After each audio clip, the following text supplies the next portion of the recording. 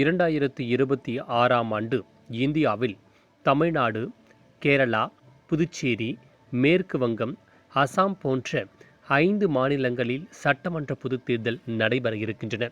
இந்த நிலையில் தமிழகம் மற்றும் புதுச்சேரியில் விடுதலை சிறுத்தைகள் கட்சி திமுக கூட்டணியில் இடம்பெற்றிருக்கின்றன.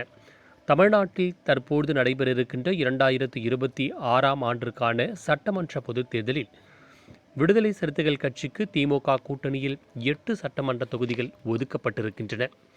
எப்படியாவது 2026ஆம் ஆண்டு நடைபெற இருக்கின்ற சட்டமன்ற பொதுத் தேர்தலில் திமுகவிடம் இரட்டை இலக்கத்தில் தொகுதிகளை கைப்பற்றிவிட வேண்டும் என்று முனைப்புடன் இருந்தது விடுதலை சிறுத்தைகள் கட்சி.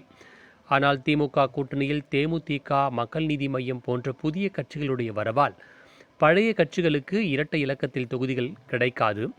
இன்னும் தெளிவாக சொல்ல வேண்டுமென்றால் இடதுசாரிகளுக்கு ஒரு தொகுதிகள் கடந்த தேர்தலை விட குறைக்கப்பட்டது. இதுவே விடுதலை சிறுத்தைகள் கட்சிக்கு மிகப்பெரிய ஒரு மோசமான சூழ்நிலையாகவே இருந்தது.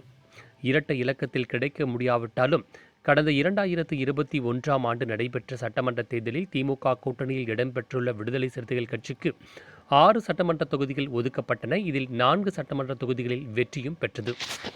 இப்பொழுது இரட்டை இலக்கத்தில் எதிர்பார்த்த விடுதலை சிறுத்தைகள் கட்சிக்கு 8 சட்டமன்ற தொகுதிகள், அதாவது கடந்த தேர்தலை காட்டிலும் 2 சட்டமன்ற தொகுதிகள் அதிகமாகவே ஒதுக்கப்பட்டிருக்கின்றன.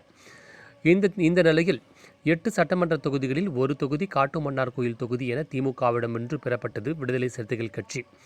காட்டுமன்னார் கோயில் தொகுதியில் விடுதலை சிறுத்தைகள் கட்சியுடைய தலைவர் திரு தொல் திருமாவளவன் அவர்கள் போட்டியிடுவார் என்றும் அதிகாரப்பூர்வ அறிவிப்பு வெளியிட்டிருக்கின்றன.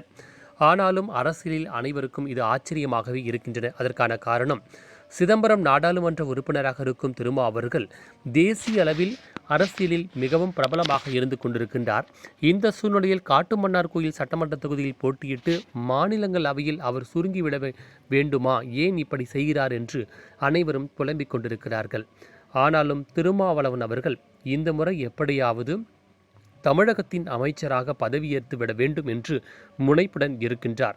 அதற்கான காரணம், சமீப காலங்களாக 2026ஆம் ஆண்டு சட்டமன்ற தேர்தல் தமிழ்நாட்டினுடைய முடிவுகளில் கணிப்புகள் திமுக, அதிமுக யார் வேண்டுமானாலும் வெற்றி பெறலாம். அப்படி வெற்றி பெற்றால் 2 கட்சிகளுக்கும் தனிப்பெரும்பான்மையுடன் வெற்றி பெறக்கூடிய சூழ்நிலை ஏற்படாது.